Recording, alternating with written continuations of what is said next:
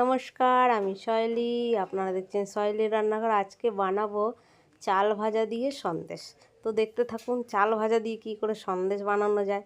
তার জন্য এখানে আমি একটা নারকেল নিয়ে নিয়েছি। নারকেলটা আমার সবটা লাগবে না, হাফটা নিয়ে নিয়েছি। তো হাফটা নারকেল এরকম করে চাকুর সাহায্যে একটু পিস পিস করে কেটে নিচ্ছি, কারণ এটা একটু লাগবে আর কিছুটা আমি পুড়িয়ে নেবো। তো পিস পিস করে কিছুটা কেটে নিচ্ছি। আপনারা এইভাবে চাকুর সাহায্যে কেটে নেবেন, দিয়ে কুচি কুচি করে কেটে নেবেন।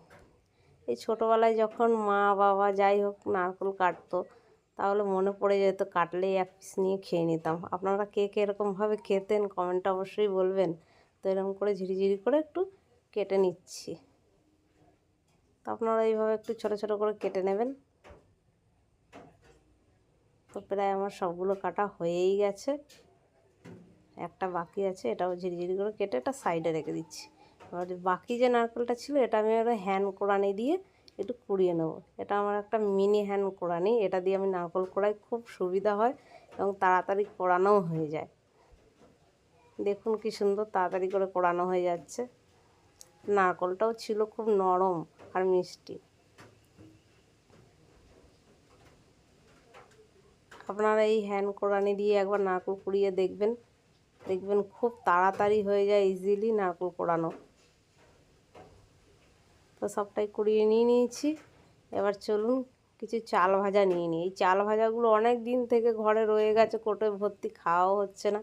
তাই ভাবছি চলুন চাল ভাজা সন্দেশ বানানো যায়। তো চাল ভাজাটা নিয়ে নিলাম, এবার মিক্সিং জারে দিয়ে দিচ্ছি।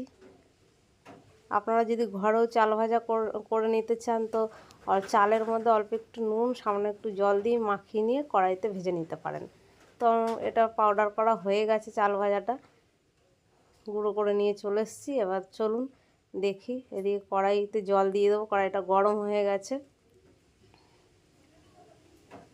তো পরিমাণ মতন আমি জল দিয়ে দিলাম।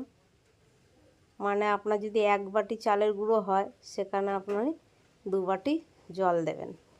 দিয়ে আমি এই স্বাদ মতো 250 গ্রাম মতো চিনি দিয়ে দিলাম। দিয়ে জলটা এবার একটু ফোটাতে দেবো। দিয়ে একটা এলাচ ভেঙে দিয়ে দিলাম। এলাচের গুঁড়োও আপনারা দিতে পারেন, তো আমি বেশি দিইনি। দিয়ে দিলাম সামান্য একটু নুন, মানে স্বাদ মতো একটু নুন দিয়ে দিলাম। দিয়ে চিনি শিরাটা ভালো করে ফুটে আসছে। এবার যে কুচিয়ে রেখেছিলাম নারকেলগুলো, সেটা এর মধ্যে অ্যাড করব আগে। ভয়েসের মধ্যে একটু প্রবলেম হতে পারে, কারণ বাইরে প্রচুর ঝড় বৃষ্টি হচ্ছে, সেই সময় আমি ভয়েসটা দিচ্ছি যখন ভিডিওটা বানালাম। এবার কুচানো নারকেলটা দিয়ে ফুটিয়ে নিয়ে এবার যে কোড়ানো নারকেলটা ছিল সেটাও দিয়ে দিলাম, আর সঙ্গে 1 মুঠ মতো কিশমিশ দিয়ে দিলাম।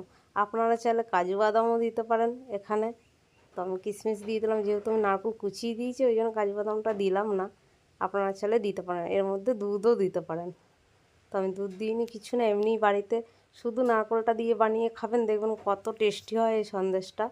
তো দিয়ে দিলাম এবার যে চাল ভাজার গুঁড়োটা, ওটা দিয়ে ভালো করে মিক্স আপ করে নিচ্ছি। দেখুন একটা পুরো একদম ডো তৈরি হয়ে যাবে, পুরো টেনে যাবে। আস্তে আস্তে ফুটিয়ে নেবেন, গ্যাসের ফ্লেমটা লো করে। পুরো একদম জলটা টেনে যাবে, শুকনো হয়ে যাবে। আর এত টেস্টি হয় না এই সন্দেশটা, খুব ভালো লাগে খেতে। আমাদের তো সেই বিশ্বকর্মা পুজোর সময় বাড়িতে মা বানিয়ে দিত ছোটোবেলায় এই মানে সন্দেশটা, চাল ভাজার নারকেল দিয়ে, খুব টেস্টি হয়। তো চলুন হয়ে গেছে প্রায়। এবার একটা থালায় নিয়ে নিচ্ছি, মানে গরম আছে এখনও ঠান্ডা হয়নি। থালায় এরকম একটা খুন্তি দিয়ে চেপটে চেপটে থালা বরাবর করে সুন্দর করে দিয়ে রাখবেন। ঠান্ডা হয়ে গেলে পিস পিস করে কেটে খাবেন, দেখবেন খুব সুন্দর লাগে।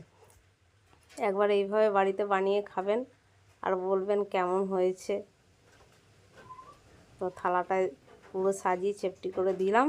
10-15 মিনিট পরে আসলাম ফিরে, দেখুন এবার চাকুর সাহায্যে পিস পিস করে কাটছি, কত সুন্দর হবে দেখতে আর খেতেও খুব টেস্টি। একটা সন্দেশ যেরকম টেস্ট হয় সেরকমই প্রায় টেস্টি হয়। তো চলুন একটা তুলে দেখাই সবগুলো কেমন পিস পিস করে উঠে যাচ্ছে। এবার বাড়িতে বানিয়ে অবশ্যই খাবেন। তো যদি ভালো লেগে থাকে আজকের এই চাল ভাজার সন্দেশ, তো একটা লাইক করে দেবেন, কমেন্ট করে জানাতে ভুলবেন না কেমন